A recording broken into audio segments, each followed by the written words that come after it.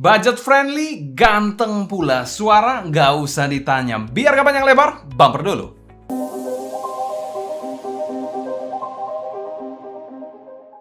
Halo semua, selamat datang di channel Sound Dikit bersama dengan saya Sebastian. Seperti biasa akan sharing info dan racun mengenai dunia optional audio, baik itu dari portable ataupun desktop audio. Kali ini kita akan membahas in-ear monitor dari Seles. Ya, in-ear monitor yang merupakan sister company dari Kinera. Jadi buat kalian yang mungkin agak asing dengan Seles sama aja dengan Kinera, cuma ini merupakan sister company-nya. Dan Seles sendiri berfokus pada in-ear monitor yang bisa dikategorikan unik-unik suaranya. Dan salah satunya ada Wyvern. Yes, seri Wyvern sendiri sudah pernah dirilis sebelumnya, yang ada yang Pro dan Wyvern biasa yang warna putih. Dan kali ini ada Wyvern yang tipe Black atau Wyvern Abyss. Dan suaranya juga berbeda dengan yang putih. Bukan soal warna saja, tapi suaranya juga berbeda. Untuk sisi jeroan drivernya sendiri menggunakan single dynamic driver yang digunakan pada in-ear monitor budget lainnya ya, single dynamic driver dengan kabel dual pin yang tentu saja detachable universal 0,78 mm. Bicara soal material tentu saja aman ya, dia menggunakan 3D printed resin untuk bahan housingnya.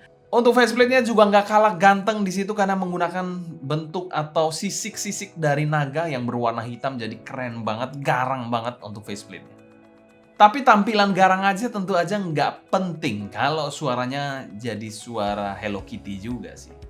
Untuk sensitivitas in-ear monitor ini ada di angka 105 dB dengan impedance 32 ohm. Dan kita mau thanks berat untuk HiFiGo sebagai sponsor video review kali ini. Semua link pembelian saya taruh kolom deskripsi di bawah, kalian bisa cek aja langsung, dan 100% reviewnya adalah opini pribadi saya. Untuk packaging dari in-ear monitor ini kalian bisa cek aja langsung di video di atas untuk impresi lengkapnya dari in-ear monitor, sensasi unboxingnya juga. Bicara soal kesan packagingnya ini menurut saya standar banget, kelengkapannya juga standar banget ya.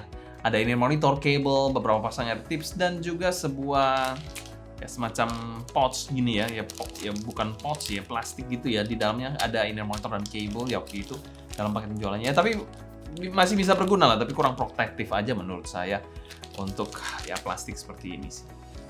Dan sekarang kami memberikan skor B- untuk packaging dari in-ear monitor satu ini. Ya agak pelit aja untuk air tipsnya, dan kelengkapannya juga agak pelit aja, nggak ada case yang proper juga di sini. Selanjutnya kita bahas build quality dari in-ear monitor satu ini. Oke, build quality dari in-ear monitor satu ini dia berbahan resin dengan housing berwarna hitam pekat seperti ini, dan ada fan hole di bagian belakang housingnya seperti ini ya. Kalian bisa lihat di sini ada fan hole-nya. Yes, di sini di bagian belakang housingnya. Untuk nozzle-nya sendiri berbahan sama seperti housingnya, dan di sini nozzle-nya cukup lurus. Kita akan ukur sama-sama untuk diameter housing terluarnya seperti ini ya. Ada di angka 6 mm ya, 5,9 ya. Nozzle-nya sendiri sedikit panjang, kalian bisa lihat sendiri di sini, tidak ada lips-nya dan sedikit melebar di bagian ujungnya. Jadi memang dia nggak ada lips-nya tapi agak melebar sedikit ya. Jadi lebih gede, lebih besar sedikit di bagian ujungnya. Serta ada filter mesh-nya di sini ya, kalian bisa lihat bentuknya seperti ini, bahannya metal. Untuk bagian faceplate-nya di sini clear coat resin dengan base gradien ungu dan biru yang menyerupai sisik naga seperti ini ya. Jadi dia bisa berubah-berubah warna, di sini ungu, kadang nanti biru. Gimana ya birunya? Pas dilihat gini malah ungu semua. Tapi bisa jadi biru juga nanti. Jadi desainnya sendiri maco banget sih menurut saya, keren pakai abis lah intinya untuk in-ear monitor satu ini. Tapi tidak terkesan alay atau norak sama sekali, jadi plus one point untuk desainnya. Untuk kabelnya sendiri detachable dual pin 0,78 mm dengan air hook yang preform transparan seperti ini ya. Dan kabelnya sendiri bahannya adalah OFC dengan warna abu-abu, PVC dual braid ya, masing-masing di masing-masing sisinya, kiri dan kanan. Kita turun ke bagian bawah lagi, chin slider dan splitternya sama-sama berbahan metal, jadi keren banget, plus one point lagi, keren. Di bagian bawahnya di sini 4 braid ya, twisted cable di sini. Dan untuk jacknya sendiri bahannya juga metal, cukup keren, cukup oke ya, 3,5 mm. Ada tulisan Seles-nya di sini. Dan ini mirip banget kalau saya nggak salah ingat seperti kabel dari Pandamon, Seles Pandamon. Build quality dari in-ear monitor saat ini kami berikan skor B+, housingnya resin yang cukup oke ya di sini, dengan desain yang garang dan kabel yang cukup standar. Oke, untuk fitting dari in-ear monitor satu ini bisa dikategorikan fittingnya sedang ya, sedang agak kebesar sedikit karena memang agak tebal. Untuk single dynamic driver ini cukup besar ya menurut saya. Untuk housing harusnya bisa lebih ramping lagi untuk housing dari inner monitor satu ini ya, cukup tebal aja, kalian bisa lihat sendiri sama-sama di sini. Dan bicara soal ergonomis, mantap banget, ergonomis banget inner monitor satu ini, tidak ada sudut-sudut tajam, tapi ada fin sedikit yang menonjol seperti ini. Untuk bobotnya, housing dan kabelnya masih tergolong cukup ringan ya, jadi nggak ada masalah saat penggunaan dengan bentuk pemakaian over ear regular to deep fit seperti ini. Dan di sini disclaimer, kita menggunakan AirTips bawaan dengan size M-nya ya. Untuk kekedapan dan grip, digoyang-goyang juga tidak ada terkesan loose sama sekali. Cukup kedap dan tidak ada yang bocor suaranya menurut saya pada saat penggunaan skenario telinga saya. Overall, ini merupakan fitting yang cukup nyaman, tidak ada masalah yang gimana-gimana juga. Cuma ini memang tipenya agak sedikit snack ya. Jadi bisa agak sedikit panas dalam jangka waktu pemakaian yang cukup panjang. Dan secara umum kami berikan skor B+ untuk fitting dari inner monitor satu ini. Fittingnya oke, nggak ada masalah sama sekali, memang agak cukup besar, tapi tidak mengganggu pada saat dipakai ya. Ya masih rasa-rasa inner monitor budget yang oke-oke aja untuk fittingnya. Dan ya versatile untuk semua jenis telinga, saya rasa mungkin nggak akan terlalu bermasalah juga. Selain kita bahas sound quality dari inner monitor satu ini, arah suara dari inner monitor satu ini bisa dikategorikan agak U-shape ya, lebih ke arah atau lean to warmer sounding. Ya memang basic utamanya dari inner monitor satu ini ya harmanis juga ya untuk tonalnya. Untuk boostingnya sendiri, inner monitor ini lebih main ke mid bass dan juga upper mid range. Untuk di drive sendiri menggunakan HP aja saya rasa nggak akan terlalu bermasalah inner monitor satu ini. Dan disclaimer juga, bicara soal suara yang saya suka adalah neutral warm sounding inner monitor. Oke, kita bicara soal suara dari Wyvern Abyss ini. Ini yang kalian tunggu-tunggu kan mungkin.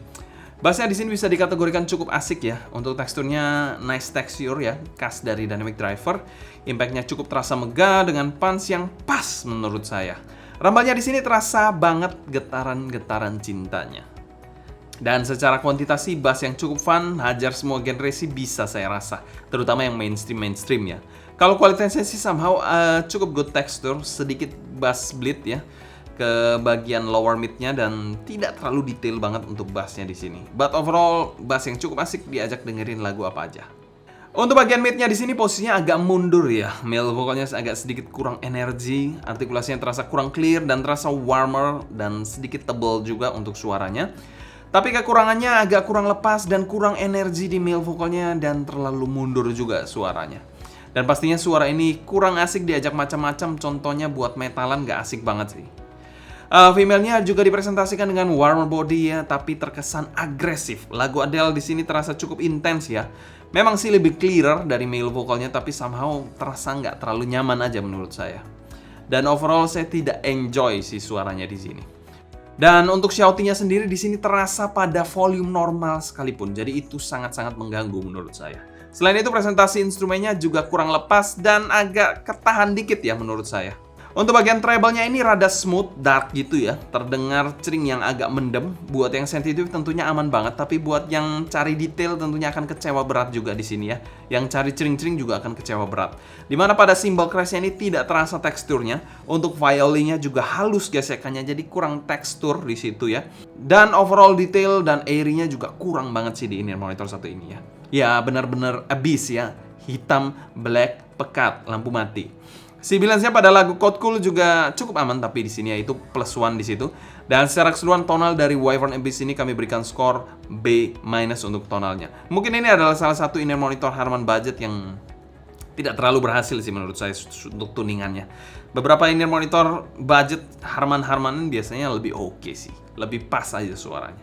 Di sini ya banyak flaws-nya lah menurut saya. Selain kita bahas teknikalitas dari inner monitor satu ini, presentasi dari inner monitor satu ini agak terlalu warm ya, dan tidak terlalu all-rounder dibandingkan harmanis target inner monitor lainnya. Untuk timbernya menurut saya nggak terlalu neutral banget ya, nggak terlalu organik karena memang agak sedikit colored untuk timbernya. Untuk soundstage-nya sendiri dari inner monitor satu ini mungkin saya persingkat aja, soundstage-nya sempit dan terkesan 2D, jadi tidak spesial sama sekali di situ. Untuk detailnya juga overall kurang sih di inner monitor satu ini dibandingkan inner monitor lainnya di kelas harga yang sama. Untuk clarity-nya juga not the best di sini ya, agak terkesan sedikit mendem juga inner monitor satu ini. Berbicara soal separasi imaging dan positioning. Separasi dari in-ear monitor satu ini memisahkan instrumen dan instrumen ataupun instrumen dengan vokal decent ya, jadi biasa aja. Bicara soal imagingnya kurang kesan layering dan terkesan agak back row, suaranya agak mundur gitu ya. Dan bicara soal positioning dia nggak terlalu bisa precise banget tahu arah suara dari mana. Jadi ya positioningnya kurang spesial menurut saya dibandingkan in-ear monitor budget lainnya. Dan secara umum kami berikan skor C+ untuk teknikalitas dari in-ear monitor satu ini. Ya menurut saya not really good. Selain kita bahas pro dan cons dari in-ear monitor satu ini, tampang ganteng tapi fondasi suaranya nggak terlalu mantep menurut saya. Kurang mateng dibandingkan in-ear monitor budget yang ada di pasaran saat ini. Pro-nya, desainnya dari in-ear monitor satu ini one of the best ya. Keren banget faceplate-nya, mantap, garang abis. Untuk value for money-nya di angka 329 ribuan kami masukkan pada kategori overvalue dan kami berikan skor B- untuk value for money dari in-ear monitor satu ini. Kesimpulan, Syles 1 ini memang ganteng banget desainnya, tapi sayang sekali suaranya nggak all-rounder, agak segmented juga dan tidak terlalu spesial gimana-gimana juga menurut saya. So, kesimpulannya banyak pilihan lain sih yang bisa kalian coba. Mungkin sekian dulu sharing saya mengenai Wyvern Abyss ini. Kalau kalian suka jangan lupa subscribe, klik tombol like, follow Instagram, TikTok, dan Discord kita @sounddignity agar kalian tidak ketinggalan update terbaru mengenai dunia portable dan desktop audio. Kalau kalian ada pertanyaan seputar ini monitor satu ini, feel free juga tulis pertanyaan kalian di kolom komentar di bawah ya. Mungkin sekian dulu untuk video kali ini. Saya Sebastian dari Sound Dignity. Pamit undur diri, sampai jumpa di video berikutnya. Happy listening, stay healthy, and ciao.